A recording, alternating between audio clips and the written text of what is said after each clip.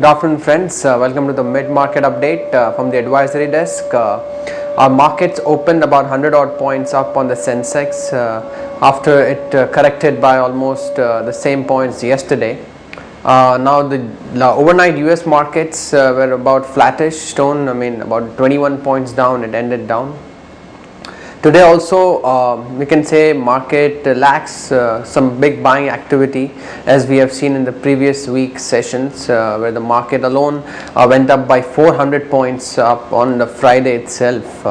Today it's almost in a consolidation mode where the stocks which had run up so fast in the last week have taken a breather of a sort.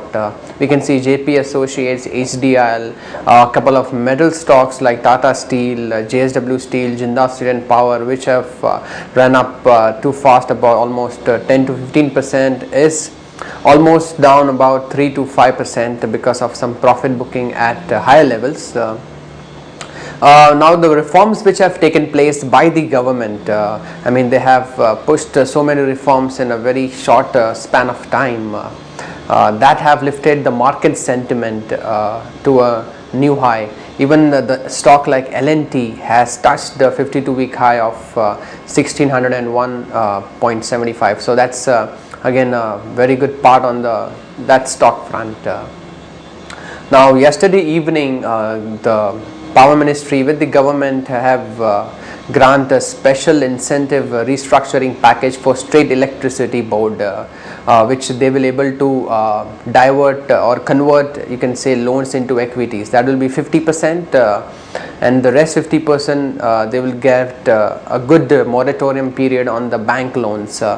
So the stocks like PFC, REC, Adani Power, banks like PNB, SBI, who are the lenders to the power sector, and Axis Bank have gained by almost 2 to 3%, and stocks like Adani Power, R Infra, Tata Power are almost up more than 3 to 4% today each.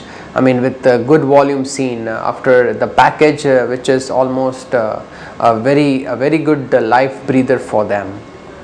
Coming on to the forex part, we have seen rupee again hovering around 53.50, 53.55 levels. Not enough movement seen, as the rupee has recovered very smartly in a couple of previous sessions. On the mid cap front, we have some announcement in USL, which is going to sell the stake to the Diageo. So that stock is doing up and doing great. On the other front, we have a couple of weak global economic data that is also bothering the market. Now Spain might need more money, so that is they have to watch out for that. There was some weak German activity data that came out yesterday, so it's kind of a mixed bag. Good economic domestic news versus the weak global economic data. You need to watch out where the market heads towards from this level. Thank you, friends, and have a nice trading session.